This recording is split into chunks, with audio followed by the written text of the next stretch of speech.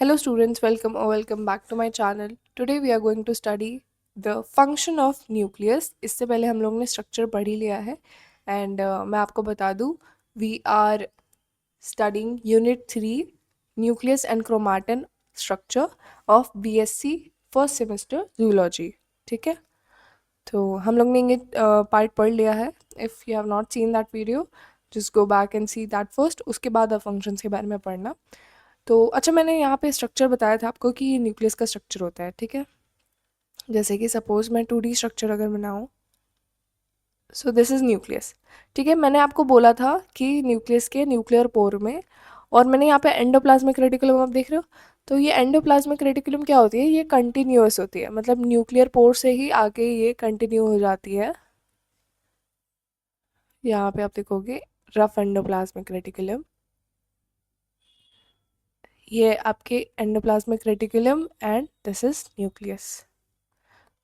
तो ये बात याद रखो स्ट्रक्चर के बेसिस पे कि न्यूक्लियस होते हैं, उसके कंटिन्यूअस आपकी एंडोप्लाज्मिक रेटिकुलम होती है. इसमें आप देखोगे रफ एंडोप्लाज्मिक रेटिकुलम है तो राइबोसोम्स भी प्रेजेंट होंगे. ठीक है, और अच्छा, राइबोसोम्स वाला चैप्टर अगर आपने मतलब वीडियो आपने नहीं देखी है, राइबोसोम्स मैंने पढ़ाया हुआ है, तो एक बारी वो देख लो, क्योंकि उसके कॉन्सेप्ट इसमें बहुत यूज़ आने वाले हैं. तो मैं उनको दोबारा नहीं बताऊंगी. अगर आपको वो जानने हैं तो पहले वो देख लो. ठीक है, फिर उसका दी वीडियो देखना. एक सीरीज वाइज ही देखो ताकि आपको लाइक कॉन्सेप्ट अच्छे से समझ में आए. ठीक है, आज हम लोग बात करने वाले हैं फंक्शंस ऑफ न्यूक्लियस. ठीक है, फंक्शन क्या क्या फंक्शन प्रोवाइड करता है न्यूक्लियस. पहले ही मैं बता दूं कि न्यूक्लियस में हम लोग को क्या क्या चीज़ें पता है कि वो डीएनए स्टोर करता है. ठीक है, DNA is a genetic material, और ये सारी सेलुलर एक्टिविटीज़ परफॉर्म करता है, जो कि हम लोग ने लाइक जब भी हम लोग डेफिनेशन पढ़ रहे थे तो हम लोग ने ये चीज़ें नोटिस की थी. तो फर्स्ट ऑफ ऑल आप यही लिख सकते हो कि it is a storage of genetic material. Genetic material क्या होगा आपका? Contains DNA. अच्छा, डीएनए किस फॉर्म में रहता है? क्रोमैटिन के फॉर्म में. मैंने आपको बताया ना, वो कंडेंस फॉर्म में नहीं रहता, वैसे ही क्रोमैटिन थ्रेड लाइक स्ट्रक्चर के फॉर्म में पड़ा रहता है. ठीक है, और डीएनए स्टोर्स हेरिडिटरी इंफॉर्मेशन. ठीक है, that determines the structure and function of the cell. Cell का स्ट्रक्चर कैसा होगा, उसमें क्या फंक्शन प्रोवाइड, लाइक जैसे लाइक बहुत डिफरेंट टाइप के सेल्स होते हैं. आपके आरबीसीज क्या करते हैं? ठीक है, उनका अलग फंक्शन है. आपके न्यूरॉन्स क्या करते हैं? वो भी सेल है ना, बट उनका अलग अलग फंक्शन है. तो वो कौन डिसाइड करता है? वो उनका डीएनए ही डिसाइड करता है कि हाँ, ये आरबीसी बनाएगा, मैं आरबीसी का काम करूँगा और मैं न्यूरॉन्स का काम करूँगा. ठीक है, फिर हम बात करते हैं control of cellular activities. Cellular activities का मतलब लाइक जो भी मेटाबॉलिज्म, जो भी ग्रोथ हो रही है, कुछ डिफरेंशिएशन हो रहे हैं, वो सब कौन रेगुलेट करता है? आपका न्यूक्लियस. डिफरेंशिएशन का मतलब होता है काम असाइन करना. ठीक है, न्यूक्लियस जैसे मैंने आपको बताया ना, काम असाइन करता है कि हाँ, ये तुम काम करोगे, वो तुम काम करोगे, ये काम अभी होगा, ये काम अभी नहीं होगा. ठीक है, तो डिफरेंशिएशन होता है, ग्रोथ भी कराता है, मेटाबॉलिज्म भी कराता है. तो इसीलिए इसको ब्रेन ऑफ द सेल भी कहते हैं. It it also controls synthesis of protein bye regulating gene expression. अब देखो क्या होता है कि डीएनए आपका, सपोज दिस इज डीएनए, और ये मान लो ये वाला पार्ट जो है, ये पार्ट जो मैंने कलर किया, ये आपका एक पर्टिकुलर जीन था. इस जीन को मैंने लिया, इसको मैंने ट्रांसक्राइब किया, या मैंने इसको डिकोड किया, या मैं आप कह सकते हो रीड किया, और मैंने इसको बना लिया एमआरएनए. ठीक है, एमआरएनए बना, इसको इसका एमआरएनए जब बन गया तो ये एमआरएनए जाता है राइबोसोम्स के पास, और राइबोसोम्स के पास जाके ये इसका प्रोटीन भी बना लेता है. मतलब जो जो रीड करके एमआरएनए बना, वही उसी के बेसिस पे आपका प्रोटीन बन जाता है.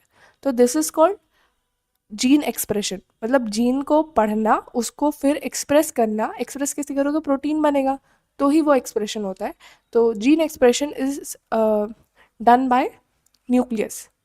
ठीक है, चलो सब इरेज हो गया, कोई बात नहीं. तो मैं बताने वाली थी सेंट्रल डोगमा. सेंट्रल डोगमा क्या होता है, ये आप याद कर लो, क्योंकि लाइक ये अच्छा खासा आप सेकेंड सेमेस्टर में भी ये चीज़ें काफ़ी पढ़ोगे, तो मैं आपको पहले ही बता देती हूँ ताकि आपको तब तक याद हो जाए. ठीक है, तो सेंट्रल डोगमा में क्या होता है कि डीएनए होता है. ठीक है, फर्स्ट ऑफ ऑल डीएनए है. डीएनए से अगर डीएनए बना रहे हो, डीएनए की कॉपी कर रहे हो, that is known as replication. ठीक है, डीएनए से अगर आप आरएनए बना दे रहे हो, that is known as transcription.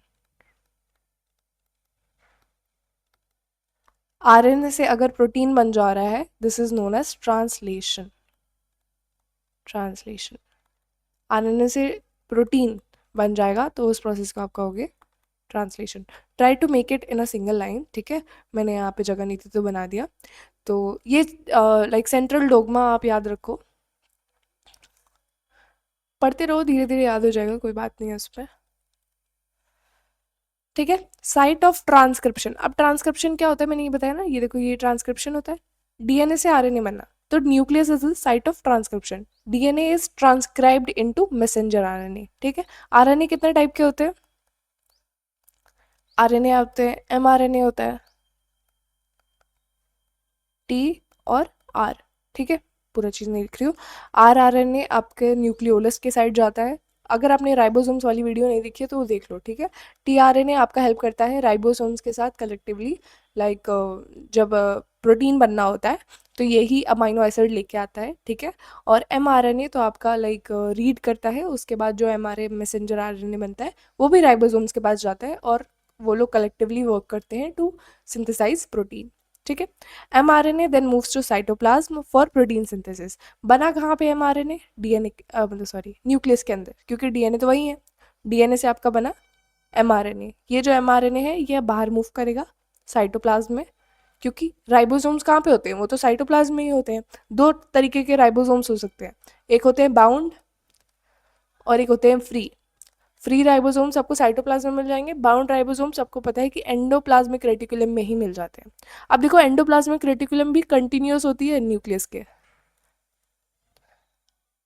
ये आपके एंडोप्लाज्मिक रेटिकुलम हो गए, इसी पे राइबोसोम्स भी लगे हैं, तो ये हमारे ने आके इधर ही स्टिक हो जाते हैं। ठीक है, कितना अच्छा है, क्लोज प्रॉक्सिमिटी में है। ठीक है, फिर हम बात करते हैं डीएनए की रेप्लिकेशन भी कहाँ होती है? न्यूक्लियस के अंदर ही होती है। जैसे मैंने बताया कि रेप्लिकेशन क्या होता है? डीएनए से DNA banana, like copy banana. Before cell division, the nucleus duplicates DNA so that each daughter cell receive identical genetic material, genetic information। तो क्या होता है कि लाइक बिफोर जब सेल डिवीजन होने वाला होता है तो जैसे डीएनए आपके क्रोमैटिन के फॉर्म में रहता है ना, ये डीएनए है। न्यूक्लियस में ये किस फॉर्म में प्रेजेंट होता है? क्रोमैटिन के फॉर्म में। This is chromatin. तो ये क्या करता है? क्रोमैटिन के फॉर्म में प्रेजेंट होता है और कंडेंस कैसे होगा? कुछ हिस्टोन प्रोटीन्स होते हैं, ठीक है। हिस्टोन प्रोटीन्स का 8 हिस्टोन प्रोटीन्स होता है, उनका ऑक्टोमर बनता है और लाइक वो ऐसे से प्रेजेंट होते हैं, पॉजिटिवली चार्ज होते हैं और इन्हीं पे रैप अप होता है लाइक आपका डीएनए। दो बारी, क्योंकि डीएनए 2 मीटर लॉन्ग होता है, तो आप सोचो उसको मतलब इतना न्यूक्लियस कितना छोटा होता है। ठीक है, तो हिस्टोन प्रोटीन में ऐसे लाइक ये हो गया आपका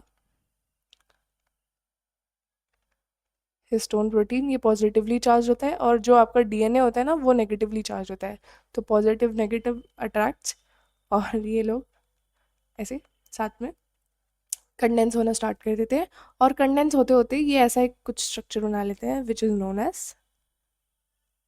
क्रोमोसोम। ये ऐसे ये तरह डीएनए रैप्ट होगा, तो this structure is known as chromosome. तो क्रोमोसोम बन जाता है सेल डिवीजन होने से पहले। अब यही क्रोमोसोम अपने आप को लाइक मल्टीप्लाई कर लेगा, ठीक है, सिस्टर क्रोमैटिड्स बना लेगा and this sister chromatids are like complete replica होते हैं और ये आधे उसमें चले जाते हैं दूसरे सेल में, आधे एक सेल में चले जाते हैं।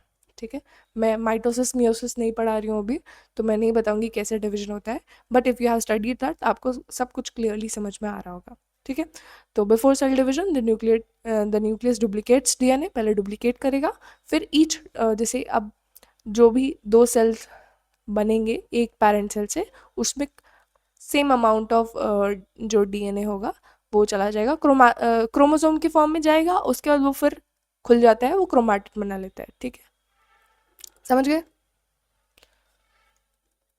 फिर regulation of cell division, cell division का भी रेगुलेशन न्यूक्लियस ही कंट्रोल करता है। मैंने बोला ना बहुत सारी चीज़ें कंट्रोल करता है। तो कब सेल डिवीजन होना है, लाइक कब होना है, तो फिर उसके बाद वो उस तरीके से मॉलिक्यूल्स को रिलीज़ करेगा, डीएनए का कंडेंसेशन होगा, ठीक है। तो nucleus controls mitosis and meiosis, reductional division and equational division दोनों, ठीक है। क्रोमैटिन कंडेंसेस इनटू क्रोमोसोम्स, ठीक है, मैंने बताया ना, ड्यूरिंग डिवीजन।